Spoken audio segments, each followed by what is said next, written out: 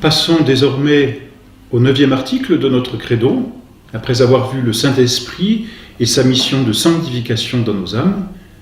Eh bien, nous passons au dogme, à notre article qui concerne la Sainte Église catholique. Et voici comment s'intitule l'article dans notre credo. Je crois à la Sainte Église catholique, virgule, à la communion des saints. Il y a donc dans ce 9e article deux parties qu'il est important de bien distinguer, mais qui sont les deux parties d'un seul et même article. Je crois à la Sainte Église catholique, première partie, à la communion des saints, deuxième partie. Ce ne sont pas, dirions-nous, deux articles différents, c'est un seul et même article, et on peut dire finalement, c'est une seule et même vérité qui concerne l'Église, mais qui parle de l'Église sous deux aspects différents. De sorte que nous allons être amenés à parler de l'Église catholique, et à l'envisager sous deux aspects qu'il ne faut pas confondre et qu'il faut bien ordonner, ce qui peut-être est difficile. Premier aspect, je crois à la Sainte Église catholique. Deuxième aspect, je crois à la communion des saints. Le premier aspect veut manifester l'Église comme société visible et hiérarchique, c'est-à-dire l'Église telle que nous la connaissons ici-bas, c'est-à-dire encore la réalité sociale à laquelle il nous faut appartenir pour aller au ciel. Je crois à la Sainte Église catholique. Ça, c'est la première partie. La deuxième partie, je crois à la communion des saints, connote ici une autre réalité de l'Église ou un autre aspect de l'Église qui est une réalité mystique. Communion des saints. Mais cette réalité mystique est comme le but, la fin à laquelle ordonne la première réalité sociale. C'est-à-dire qu'il n'y a pas d'opposition entre l'Église catholique comme société hiérarchique et la communion des saints comme cette union, on le verra, des âmes, mais il y a une relation telle que l'Église catholique est la réalité sociale qui permet à l'âme et aux âmes de ceux qui appartiennent à l'Église de vivre de la communion des saints. Autrement dit, ici-bas et dès maintenant, l'Église est avant tout et nécessairement une réalité sociale à laquelle il faut appartenir pour ensuite jouir et vivre de la communion des saints qui sera éternelle au ciel. L'Église hiérarchique appartient à proprement parler à la vie terrestre, tandis que la communion des saints est l'apanage de la vie céleste. C'est pourquoi il ne faut pas confondre les deux aspects, ni même croire que ici-bas, l'Église est avant tout une communion. Et c'est l'erreur que l'on rencontre particulièrement au Concile Vatican II, dans le texte Lumen Gentium, qui sous-entend que l'Église est une communion. Avant d'être une communion, l'Église est d'abord une réalité sociale, hiérarchique.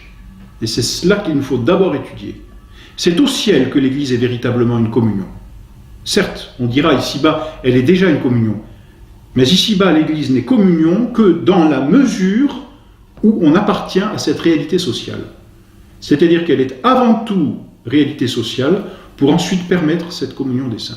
Il est important de vraiment bien distinguer ces deux aspects, de ne pas les confondre.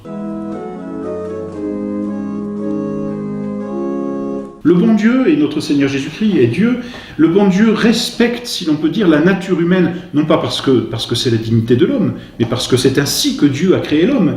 Et Dieu a créé l'homme comme un animal naturellement politique, c'est-à-dire naturellement social. La grâce qui vient se greffer sur la nature, la grâce qui ne renie pas, ni même qui anéantit la nature, mais qui au contraire la prend telle qu'elle est, avec toutes ses virtualités, toutes ses puissances, toutes ses qualités, la grâce donc vient prendre la nature humaine dans sa totalité et l'élève à l'ordre surnaturel. Elle l'assume, la guérit et l'élève. L'homme est naturellement un animal politique. Le bon Dieu va respecter cette nature de l'homme de sorte qu'il crée l'Église comme société hiérarchique, en sorte que l'homme, même avec la grâce, continue d'être un animal politique, qui, c'est vrai, et on en reparlera, appartiendra à deux sociétés, à l'État, en raison du bien commun temporel, mais à une autre société, à l'Église, qui n'est pas simplement communion, mais qui est avant hiérarchie, et qui est l'Église catholique. L'Église communion est le but, la fin obtenue par l'Église catholique, par l'Église hiérarchie. Donc vous voyez, un seul article, je crois à la Sainte Église catholique, à la communion des saints, finalement une seule et même vérité, celle de l'Église catholique dans son ensemble, ici-bas et au ciel, un seul et même mystère, le mystère de l'Église catholique et le mystère finalement de notre sanctification et de notre accession à la béatitude éternelle, mais deux aspects bien distincts, bien différents, qu'il ne faut pas tendre à confondre. Voilà donc pour cet article, pour l'introduction à cet article sur la Sainte Église catholique, la communion des saints. Et donc nous allons étudier cet article d'abord en ce qui concerne la Sainte Église catholique, et c'est ce qui nous prendra le plus de temps, parce que c'est la réalité dans laquelle nous devons vivre ici-bas, et ensuite la communion des saints, qui elle sera l'apanage de notre vie éternelle, et donc cette partie de notre article nous prendra un peu moins de temps. Tout d'abord, il faut nous pencher sur cette réalité de l'Église catholique. Alors, quand on parle d'Église, ou quand on emploie le mot Église, il a plusieurs sens, nous le savons. On entend par Église, n'est-ce pas, souvent le local, le lieu matériel, la construction, si l'on veut, dans laquelle les fidèles se réunissent pour prier, pour assister à un office, pour rendre un culte à Dieu.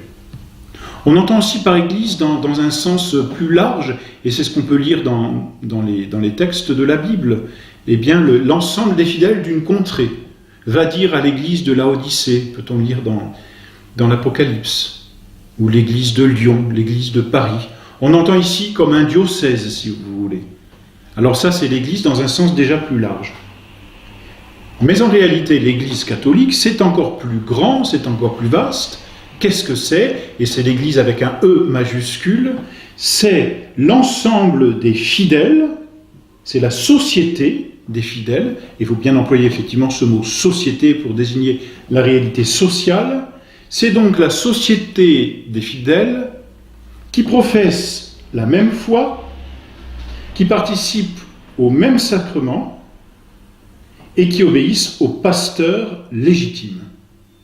Donc trois choses: unité de la foi, nous le reverrons, réception des sacrements, des mêmes sacrements, même foi, même sacrement, et obéissance au pasteur légitime. Qu'est-ce que l'on veut dire par là? On veut bien montrer par là que l'Église est une société hiérarchique. Elle n'est pas un magma de simples fidèles qui pourrait, s'amonceler d'une façon plus ou moins, disons, démocratique. Elle est une réalité sociale, avec à la tête un chef, le pape, qui commande à l'univers entier, nous le reverrons, et puis qui est entouré d'évêques. Voilà donc pour ce qu'est l'Église catholique, une société hiérarchique, composée finalement d'une autorité qui gouverne, qui enseigne, et de l'autre côté, d'un peuple qui est gouverné et qui est enseigné. C'est l'Église catholique.